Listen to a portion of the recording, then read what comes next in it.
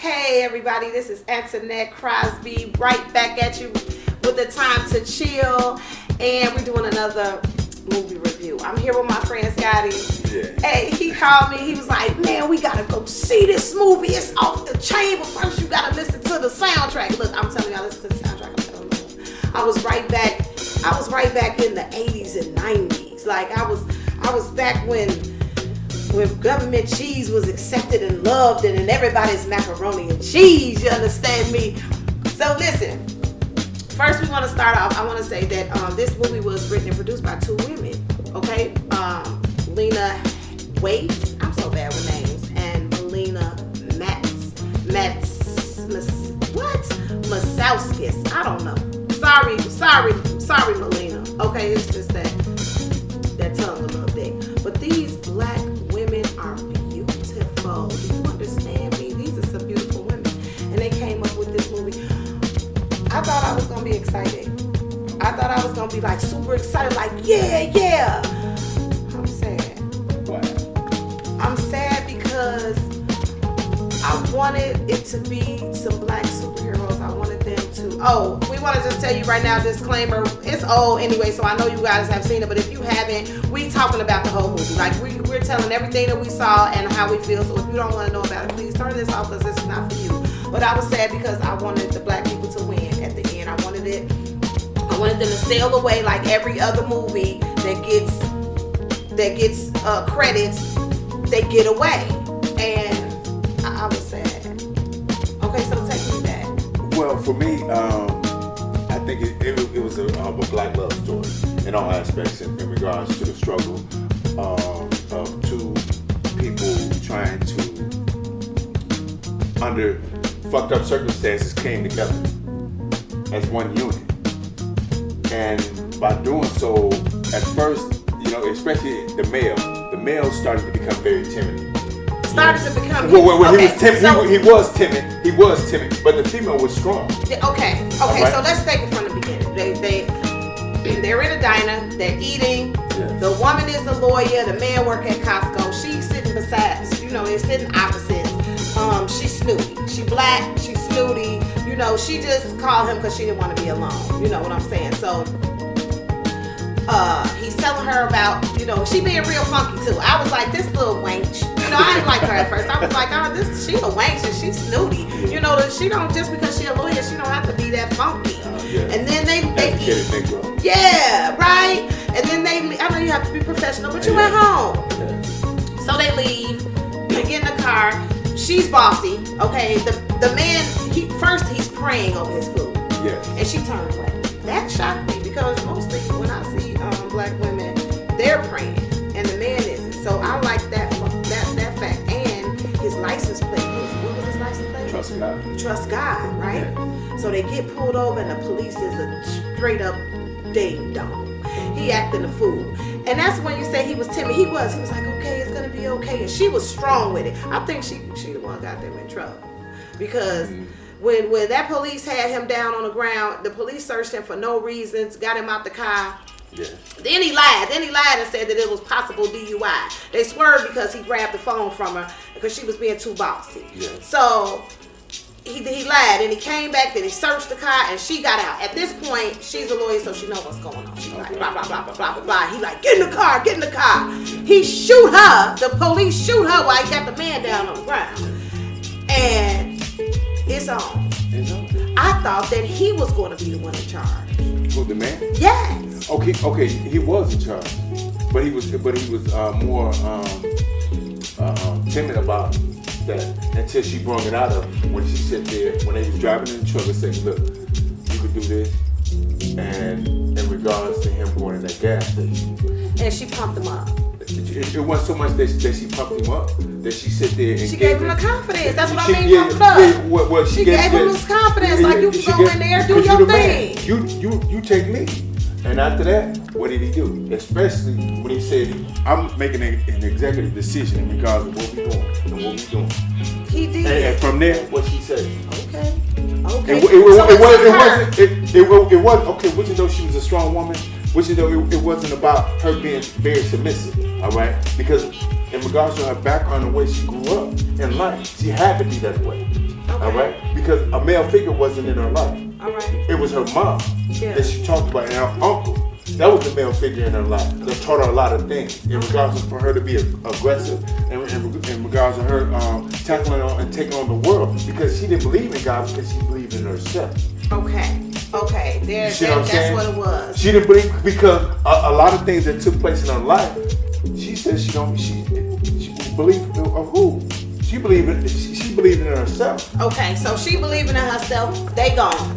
Yeah. The car run out of gas. They find a man. They flag a man down. It's a sheriff. They get to the gas station. So first they start in Ohio. Then they go all the way they go from Ohio to Kentucky. They catch the man in Kentucky, wave him down. Then he's a cop. They get in the doggone cop truck. He in the gas station trying to help him on his radio, tell him what's going on. Oh my goodness.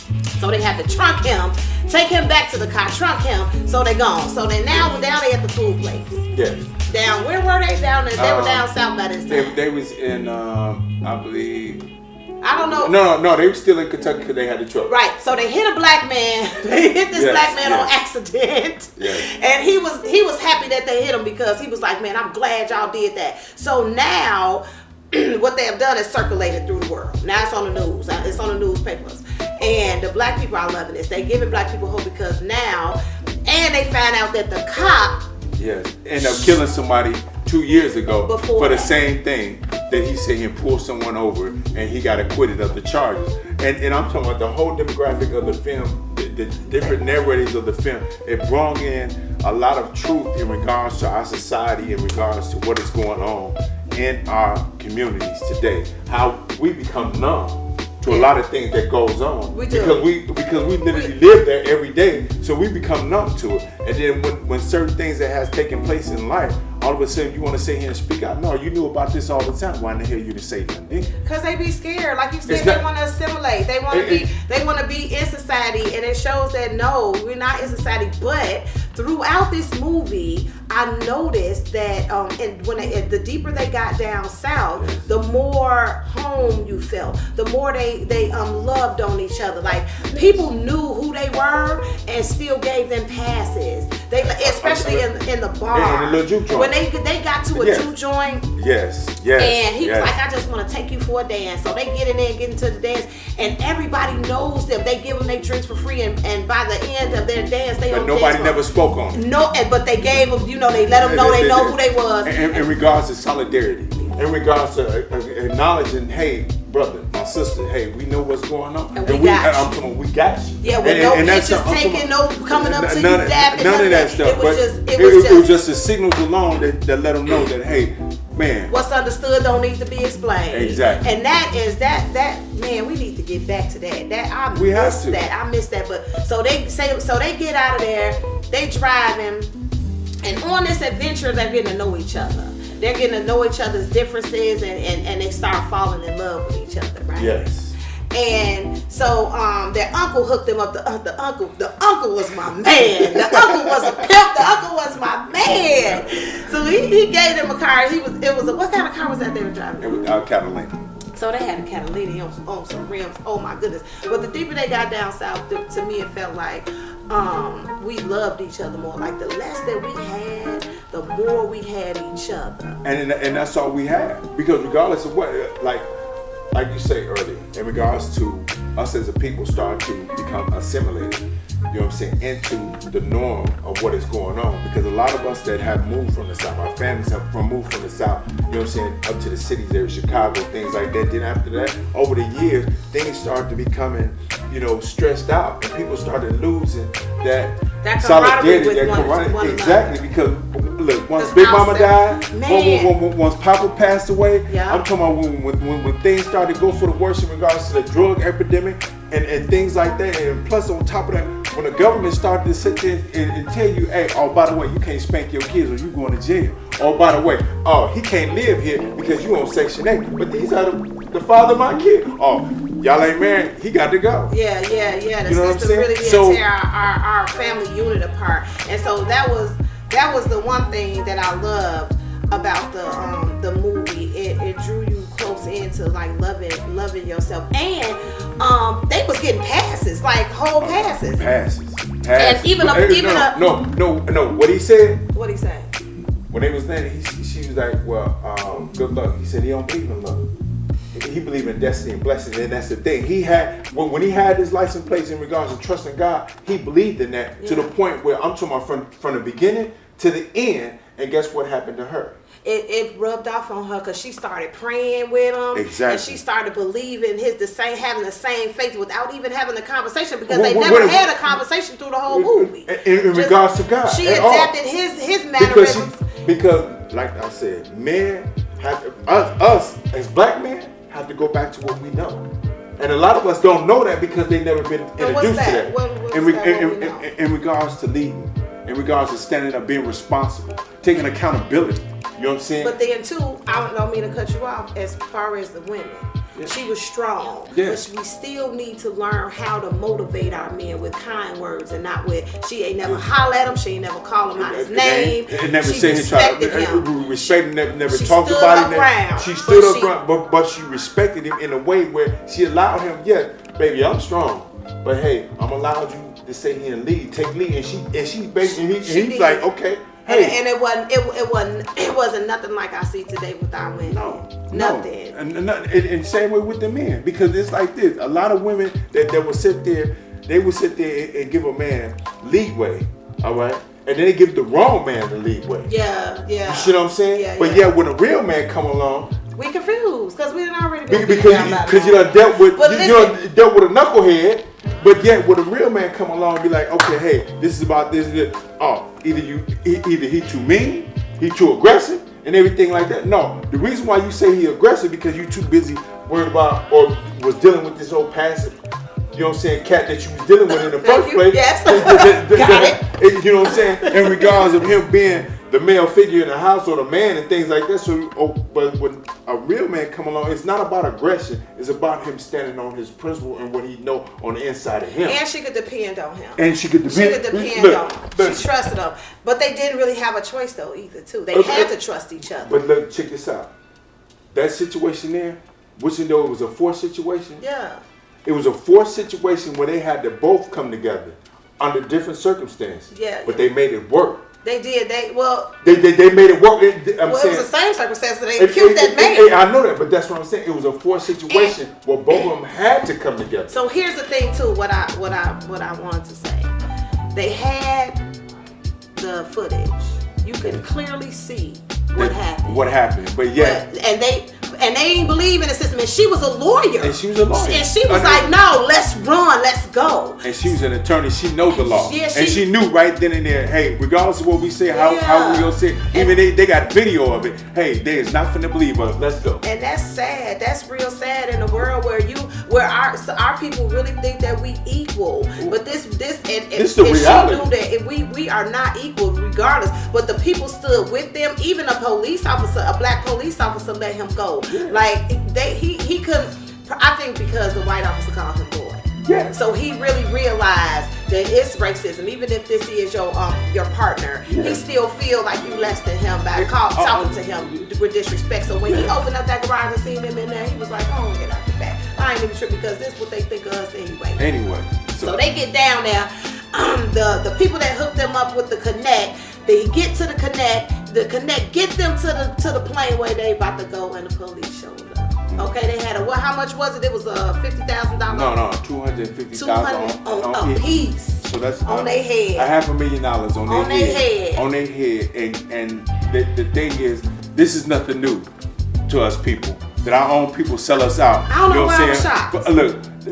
I don't know why I was shocked. What did James Brown I wanted them to get away. You out for some chicken change? For some chicken change. That wasn't no chicken change. I know, but it is chicken change compared to a person's well-being. To his life and well-being. Exactly. That ain't nothing. And they would have got away knowing that this police had killed an innocent man 2 years ago, and he got his karma. He got his karma. But it was about karma too, because their car broke down and the mechanic man juiced them for their last dollar, right? So they didn't trust the mechanic, so the mechanic left his son with him, told the son to take him around. So the son was impressed with him, and it was like, I'm fighting for y'all. So he went to a rally, and he was so angry. The son was so angry at the whole system itself that he sat here and killed He killed the a police. black cop. Not just only a police, but he killed the black cop. That the black cop sit there and said, "Look, man, I let you go. Job. Just go on Just go ahead." He said here because he was so angry at the system. He didn't look at him as a black man or nothing like that. He just looked at him as the police. Shot him. He ended up getting killed. Look, and like you asked me in the movie, you was like, "What?" I said, "Be cool now." I said because what his daddy did earlier. I said that's karma. Because one. You could have let them go. You could have charged them the right amount. He tripled, like quadrupled the amount. That wasn't worth that. And not only that, and left them pennies because he didn't believe in what they did. I understand. Yeah, he did. He said you should have just turned yourself in. You seen the tape. Why would you tell them to turn themselves in when you seen it? You see, and not only that, he know the history of everybody knew the history of the down police. south. Exactly. But see, that's that Shefflin Negro attitude. That's the Shefflin Negro? That's that Shefflin Negro. Look, cats like that I call Fiddler.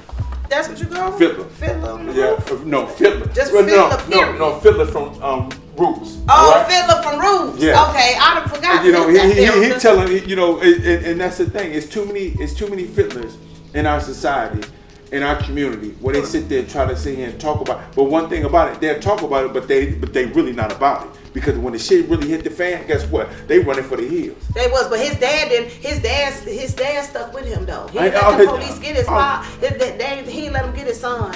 He said, y'all can't get my son. I go to jail before I go to jail before I turn my son in. So the movie showed different mentalities of different people. Yeah.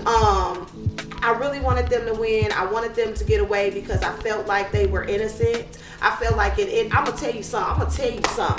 The cop would have been in the trunk. The trunk would have been burnt up, and the camera would have went with us, and we would have went home. That's what that would have been like. Because, and I'm not advocating for anybody to get killed, but I mean, damn.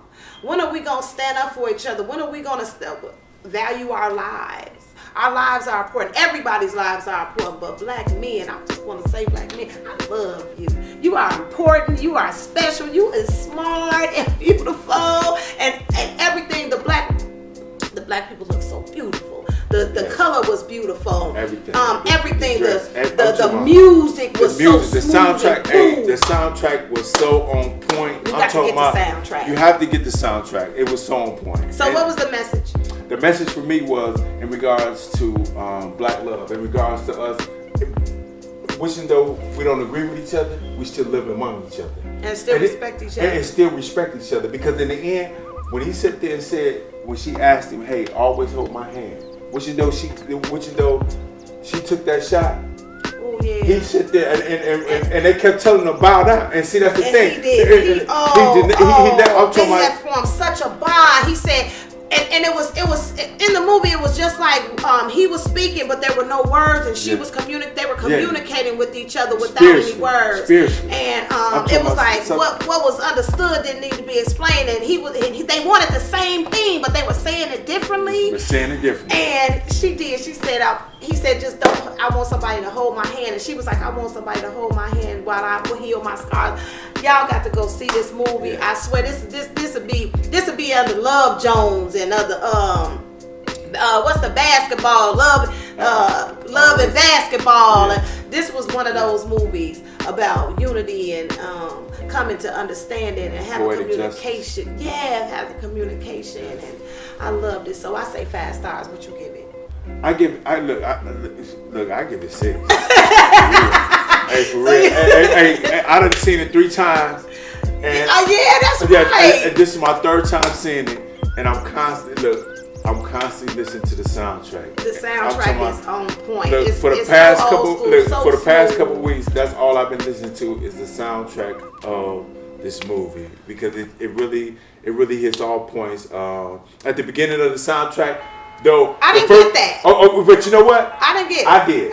Okay, tell me, because after that it was real smooth, but they came in with the bounce that ass. I didn't get that. But look at the end part. The end part was them loving each other, him carrying her. The end part. The end part of what? Old boy sat there and turned him in. The new generation now, and that's what I took from that. In regards to the new generation, from the beginning to the end, it was a new generation. Because which though, in the middle part, what was they showing?